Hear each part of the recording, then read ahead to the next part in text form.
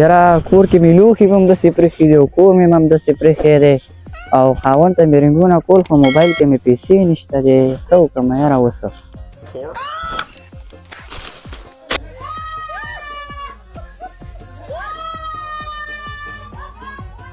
یا ښځې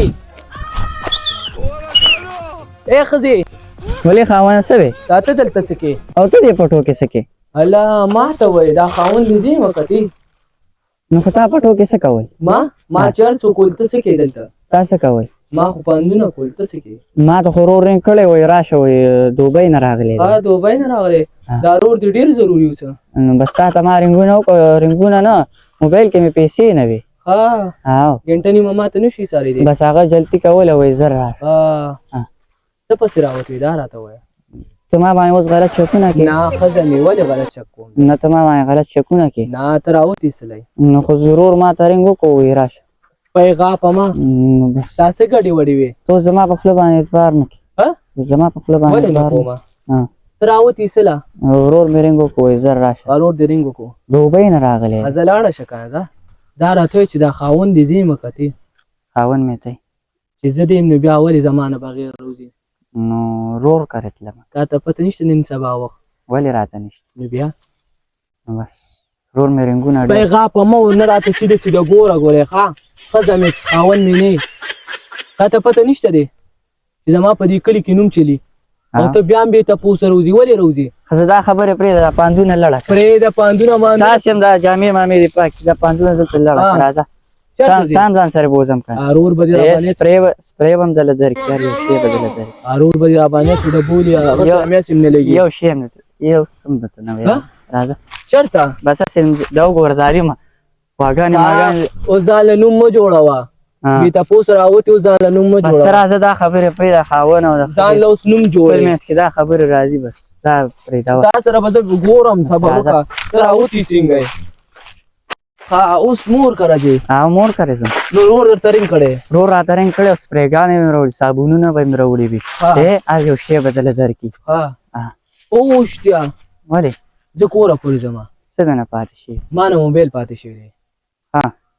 دلته ودرېږه زه موبایل لوړم بس زر راځه دا وګوره دا پټي نه موبایل چېرته اخوا دې خوا خلکو ته ګورم مه ګورې زه موبایل رالم چاته مه ګوره ښه زه موبایل رالم زر راځه او دې ځینه ونه خوځې ښه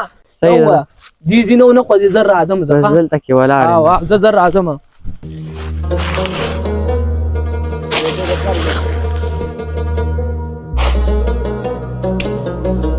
یاره خاوند مې ډېر زیات ناوخته کړلو او دا خو ځنګل لرې څه وکړم یاره راباندې رومېږي یاره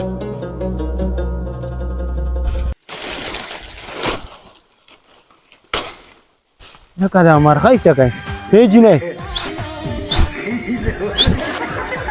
لکه دې له خو ای جینۍ ولې دلته څه کوې ته له چا جوړوې زه شمس الرحمن یم او دا خو زموږ خپلو خطا یې نه یاره ستا څه نامه ده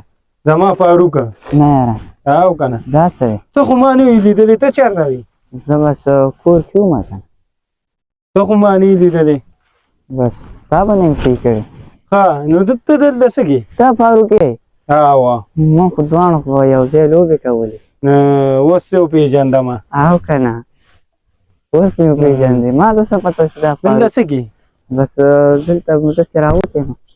چېرته روانه وې ورور کر روان ښه ورور مې دوبۍ نه راغلی دی هغه وایي چې راشه رنګونه سیده راوړي که نه سپرېګانې صابونونه شیمپان یو شی پرېږده مړې سپرېګانې دا به راله زه راوړمه دا به دوبۍ ته روانه زه راغلی یم بله ورځ او دا هر څه به راله زه درکړم ما سره کور پراتري دي ما سره راځه څه نه ښکارېدې زما په خیال کې دوبۍ ته تللی دوبۍ ته تللی وم که نه بله ورځ راغم سامان هر څه را سره پراته دي مور د څنګه ده ښه ده شکر دی چې ټول ښه دي شکر دی ټول ښه دي